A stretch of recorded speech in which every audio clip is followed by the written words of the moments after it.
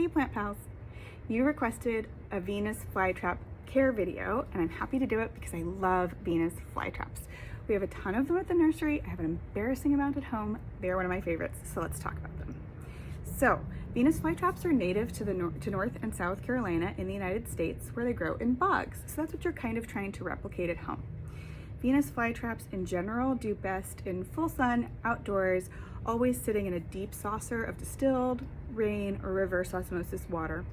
They go dormant in winter and they die back really hard. Some of them will die back to the rhizome really fully. Others will just grow lower, smaller traps, lower rosettes, not tall petioles anymore. And then they start growing again in spring. So that's the real short way to talk about it, but let's get in depth. So when I say outdoors, I mean in most areas, what I'm talking about is temperature range. So these guys are actually really hardy. People kind of have an idea that they aren't, but they're really tough. So they can take temperatures as low as 15 or 20 degrees Fahrenheit. They can take a short freeze. If it's going to be colder than that for an extended period of time, that's when you can't grow them outdoors in the winter. Otherwise, because they are dormant in winter and want to be exposed to colder temperatures, if you're cold like 50, 40, 30 degrees normally, that's actually perfect for them. It's when you drop into the 20s, 50, 15, 10 for extended periods of time that you have to worry. Otherwise, grow them outdoors. Now, let's talk about heat range. So they are actually quite heat tolerant.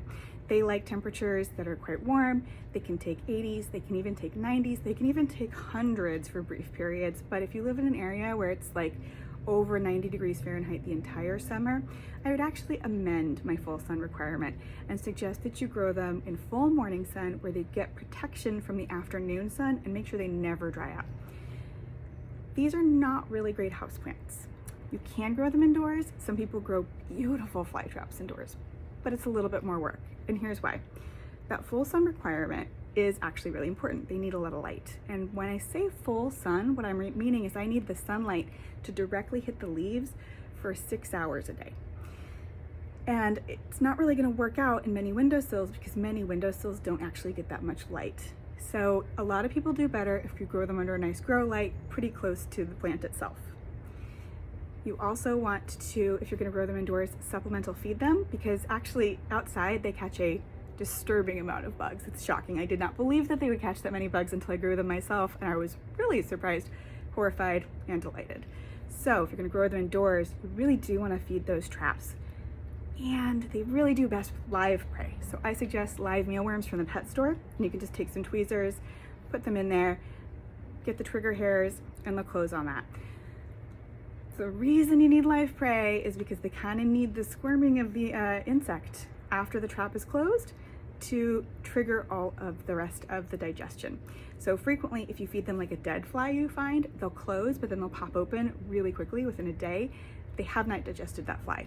So that's why live prey really works best, which is kind of hard and gross, but that's just how nature works. So live mealworms, a grow light close to here, and again, always distilled water, a nice deep saucer for these guys if you're gonna grow them indoors. They do require winter dormancy. You don't really wanna skip that.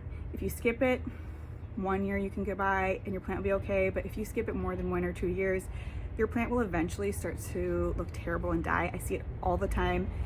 Don't skip it. It's essential for your plant. Dormancy is triggered by being exposed to shorter photo periods and colder temperatures. So either put it outside if that's a possibility for you, do the fridge method, or put it in an unheated room or garage in a sunny windowsill for the winter, but don't let it dry out. If you want to know more about the fridge method, I did a whole video that's on our video all about temperate dormancy because it's kind of complicated. So that's Venus flytrap care. If you grow them outdoors, you don't really need to supplemental feed. They're going to catch a lot, but you can definitely give them a boost with a little diluted Maxi fertilizer, 1/4 teaspoon of Maxi in 1 gallon of water, and then just try to mist the leaves. You could do that indoors as well, once a month.